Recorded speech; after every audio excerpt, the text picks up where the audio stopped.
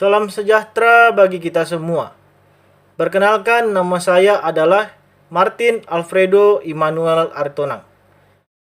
Saya berasal dari Prodi Manajemen Bisnis semester 6. Kali ini saya akan membawakan suatu topik yang berjudul hubungan manajemen risiko dengan fungsi akuntansi. Saya berasal dari kelompok 1.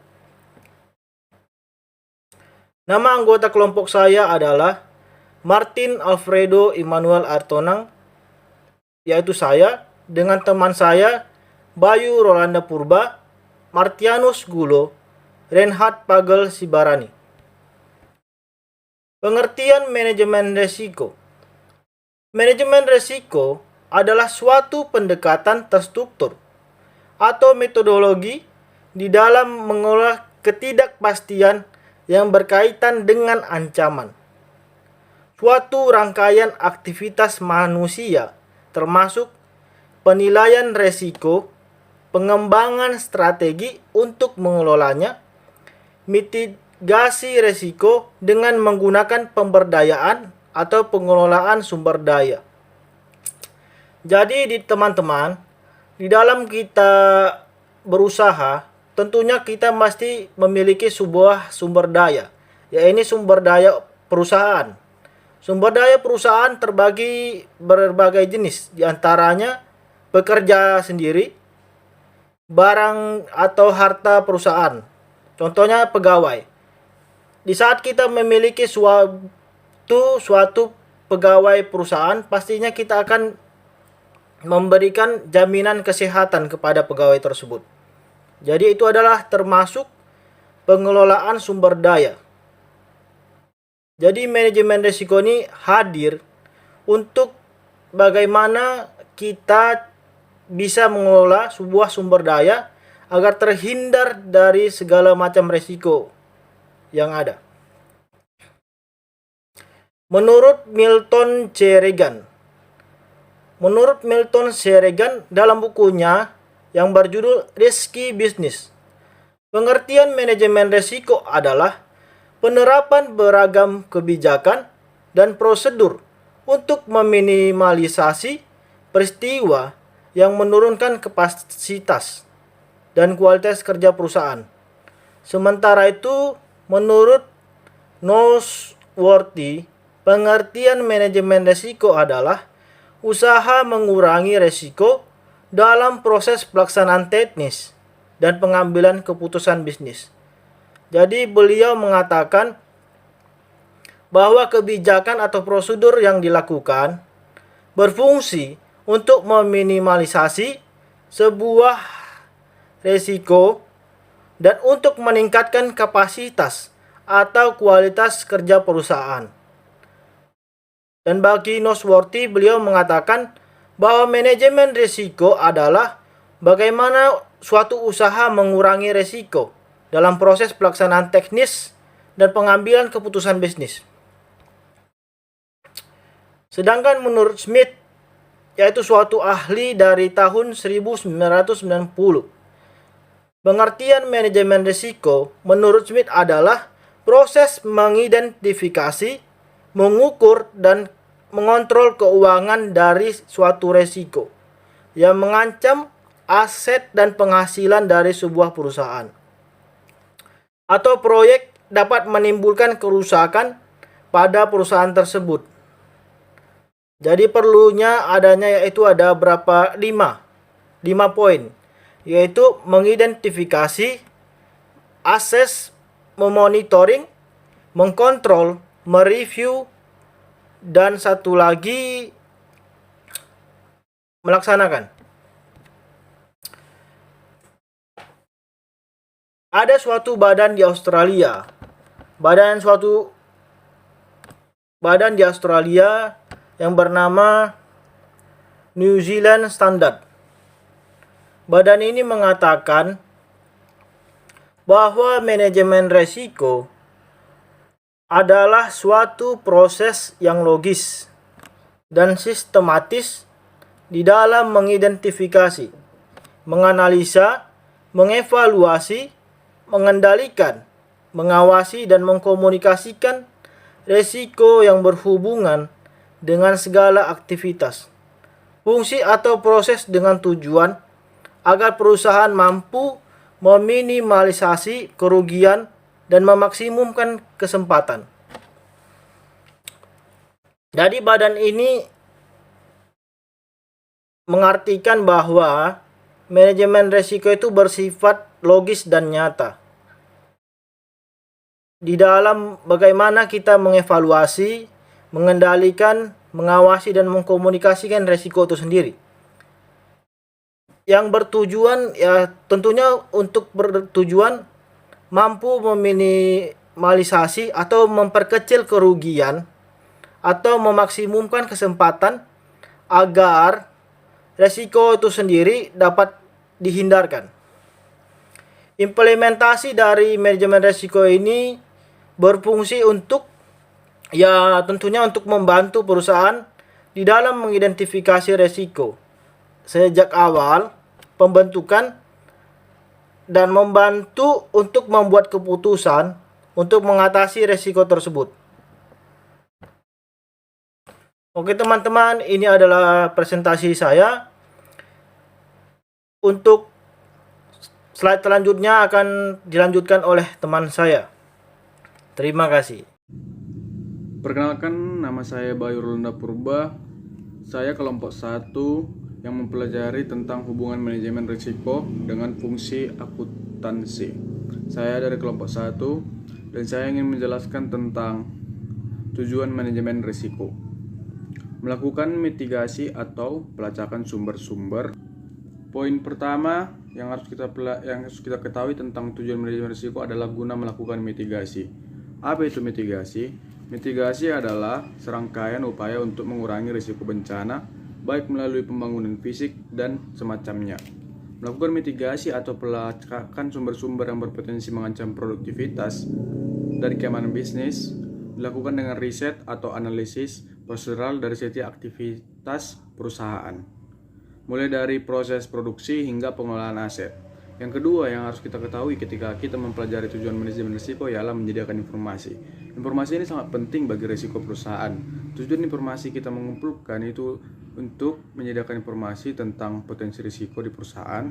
Karena itu kita harus menganalisa. Seorang manajer risiko perlu menyusun laporan risiko berdasarkan data dari proses mitigasi atau yang saya sebutkan sebelumnya. Tujuan manajemen risiko juga terbagi atas beberapa hal yang bisa kita dapat baca dari slide 8, yaitu A. Meminimalisasi kerugian akibat terjadinya risiko. Inti dari ini adalah kita membantu pihak untuk menemukan solusi penanganan risiko seperti melenyapkan potensi dan meminimalisasi atau mentransfer risiko ke pihak lain. Itu kita harus membuat alternatif. Begitulah menurut saya yang pertama. Yang KB adalah memberikan rasa aman bagi stakeholder. Seperti yang kita tahu, stakeholder itu adalah seperti di dalam, yaitu pemimpin perusahaan ataupun yang berada di eksternal ataupun di internal.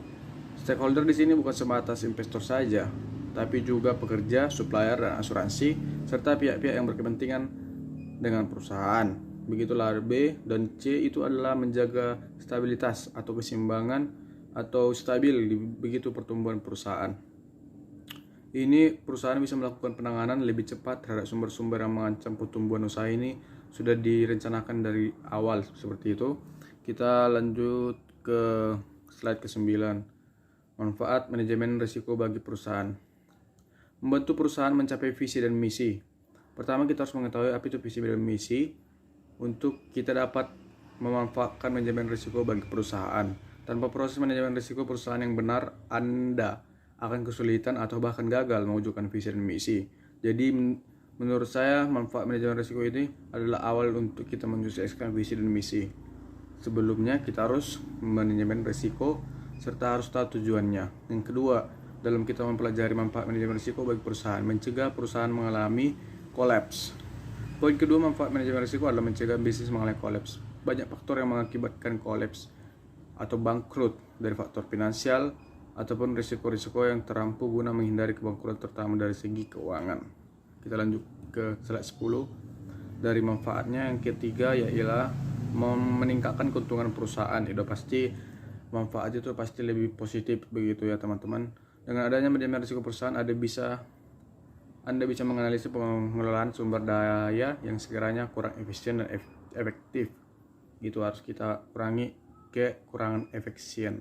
Kita harus membuat jadi efisien dan efektif. Dan yang terakhir yang ingin saya jelaskan di kelompok saya ini,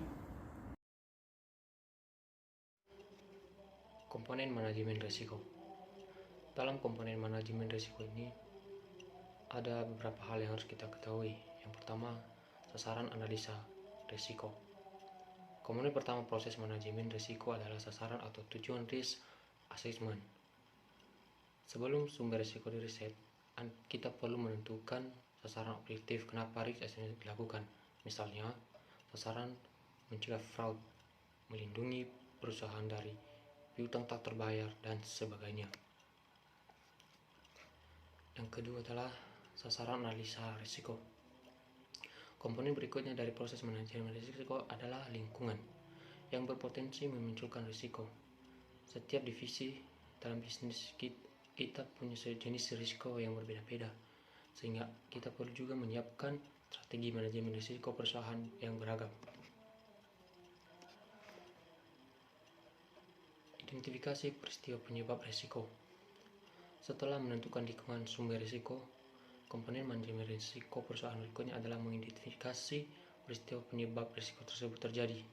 Contohnya, manajemen risiko dalam tahap ini misalnya risk assessment di area produksi, yang kemungkinan peristiwa penyebab risiko di area produksi misalnya kecelakaan kerja, kesalahan pengolahan bahan baku, dan sebagainya. Evaluasi jenis risiko.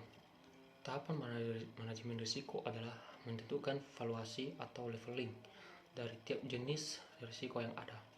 Valuasi ini dapat kita putuskan berdasarkan dua hal. Yang pertama, frekuensi terjadinya, dan tingkat kerugian berdasarkan frekuensi. Dalam belajar manajemen risiko, kita harus perlu mengetahui jenis-jenis risiko. Yang pertama, jenis risikonya adalah kemungkinan sering terjadi atau most problem. Yang kedua, kemungkinan terjadi probable. Ketiga, kemungkinan kadang terjadi fire. Kemungkinan kecil terjadi slide. Kemungkinan tidak terjadi improbable. Sementara itu, berdasarkan tingkat kerugian atau severity-nya jenis risiko yaitu bencana, kerugian tinggi, kerugian sedang, kerugian rendah, dan dapat diabaikan. Komponen manajemen risiko. Yang pertama, sasaran analisis risiko. Yang kedua, lingkungan berpotensi memunculkan risiko. Yang ketiga, identifikasi penyebab risiko. Yang keempat, valuasi jenis risiko. Yang kelima, pengambilan keputusan atas risiko. Yang keenam, dokumentasi proses manajemen risiko. Yang ketujuh, menginformasikan risiko pada stakeholder. Pengambilan keputusan atas risiko. Komponen kelima manajemen risiko adalah proses pengambilan keputusan. Setelah jenis risiko dan valuasinya ditemukan, perusahaan bisa membuat kebijakan atau mengambil tindakan sesuai jenis risiko tersebut. Beberapa keputusan yang bisa diambil dari proses manajemen risiko perusahaan, misalnya mengawasi, memindahkan, atau langsung melenyapkan sumber risiko. Jenis dalam manajemen risiko. Yang pertama, risiko bisnis. Jenis risiko yang paling pertama dan paling umum adalah risiko bisnis, yaitu risiko berkaitan dengan aktivitas operasional. Contoh manajemen risiko bisnis misalnya dengan menerapkan 3K, pengawasan proses, budgeting, pelatihan SDM, dan sebagainya. 2. Risiko geografis. Jenis risiko yang berikutnya adalah risiko geografis, yaitu risiko akibat lokasi fisik, lokasi fisik perusahaan, misalnya lokasi rawan gempa, tsunami, longsor, dan jenis bencana alam lainnya. Contoh manajemen risiko yang bisa dilakukan perusahaan untuk jenis risiko ini misalnya mitigasi bencana, simulasi, dan asuransi aset. Hubungan manajemen risiko dengan fungsi akunting. Hubungan dengan fungsi akunting. Bagian akunting menjalankan kegiatan manajemen risiko yang penting, yaitu 1. Mengurangi kesempatan pegawai melakukan penggelapan dengan jalan melakukan internal control dan internal audit. Kedua, melalui rekening aset. Bagian akunting mengidentifikasikan dan mengukur exposure kerugian terhadap harta. 3. Melalui penilaian rekening seperti rekening piutang.